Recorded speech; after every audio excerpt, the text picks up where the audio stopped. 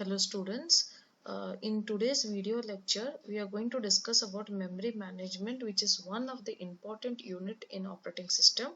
So here first initially we are going to discuss some background about main memory, swapping technique, contiguous memory allocation, segmentation, paging and structure of the page table. So the main purpose of the computer system is to execute the program. Is it correct? So the programs which are executed operate on the data. Okay. So along with the programs, these data on which they operate should be bought in the main memory during the execution. So in order to improve CPU utilization and the speed of the response to the user, the computer system should keep several processes in the memory. That means several processes should be able to share the memory. So in order to do that, several memory management schemes or the algorithms have been used. So here in this unit we are going to study about different techniques or the algorithm in order to manage the main memory. So let us highlight some basic concepts on the main memory. Okay, so memory consists of large array of words or bytes with its own addresses. So CPU fetches instructions from the memory according to these addresses in the program counter. These addresses may cause additional loading from and storing to specific memory addresses.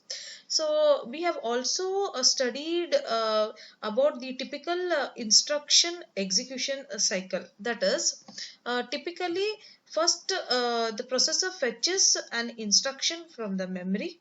Then the instruction is decoded and may cause operand to be fetched from the memory. After the instruction has been executed on these operand, whatever the results are there, that can be stored back in the memory. So here the memory unit sees only the stream of addresses. It is least bothered about how the addresses has been generated or what instruction or data you are going to use. Okay. So here we are concentrating on the memory addresses over here, how this stream of memory addresses are assigned to the each of the memory location or the words. Okay. First thing you should know that main memory and the registers are the two storage devices that are built into the processor, and these two are the only storage devices that are accessible by the CPU. That means CPU can directly access only these two storage devices.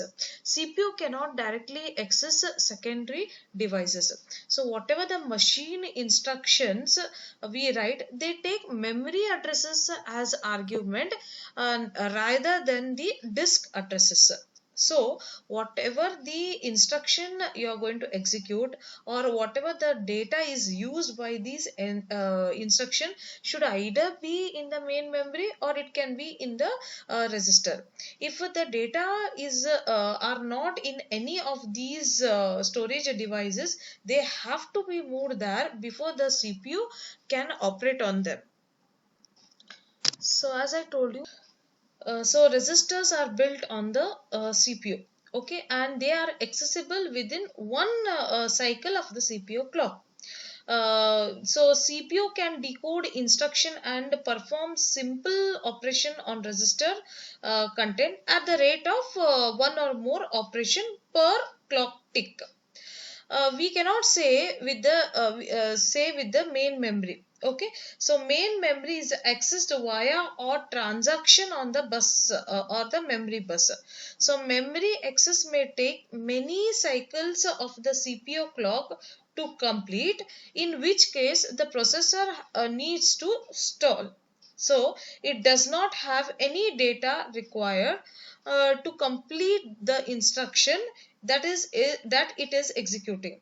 So this becomes intolerable, and because of the frequency of the memory access, the only solution is to use a memory buffer to accommodate a speed differential, which is called as the cache.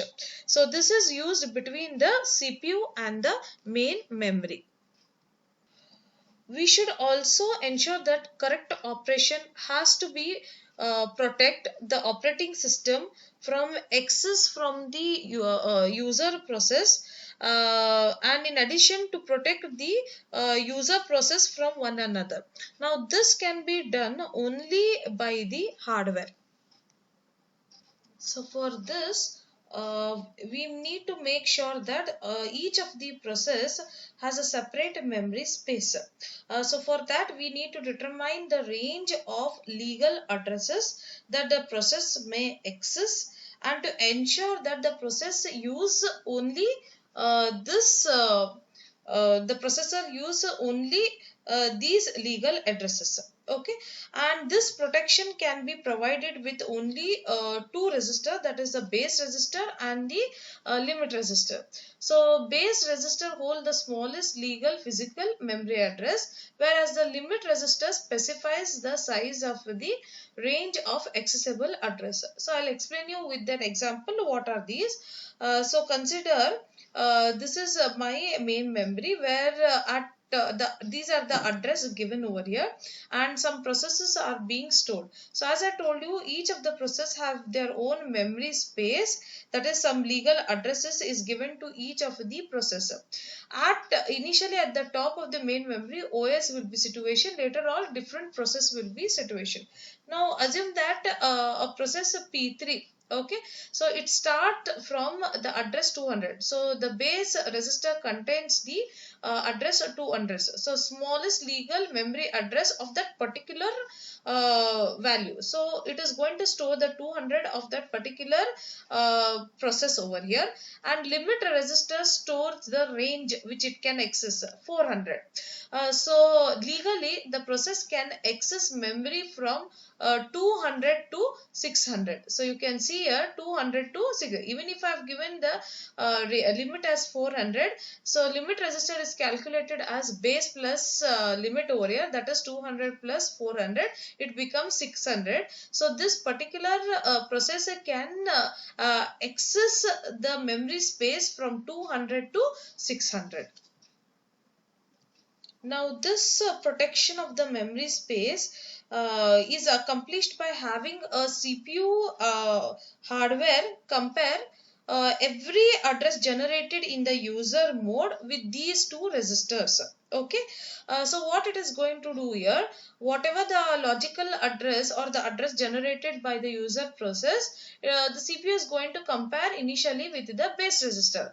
So here this is a given over here. If the base register is greater or equal to the given address over here, you say yes or you say no. If there is no, there is a problem here or error or trap to the operating system. Okay, if yes, again the content of the limit register, which is base plus limit, it should be smaller than the address generated. So if yes, then you can access the main memory, or else say that it is a trap. So what does the trap means? That means a particular user process is trying to access memory space of another user process, or it is trying to access the operating system, which will lead to an addressing error. Now this base and limit register can be loaded only by the operating system using a privileged instruction. Now this privileged instruction can be executed only in the kernel mode, and since operating system execute in the kernel mode, so the only operating system can load these base and the limit registers. And now this scheme allows the operating system to change the value of the register, but prevents user program from changing the register contents. The operating system executed in the kernel mode is given unrestricted access to both the operating system and the user memory. So this provision allows the operating system to load a user program into the user's memory, dump out those program in case of any problem or the errors, and to access and modify parameters of the system calls and so on.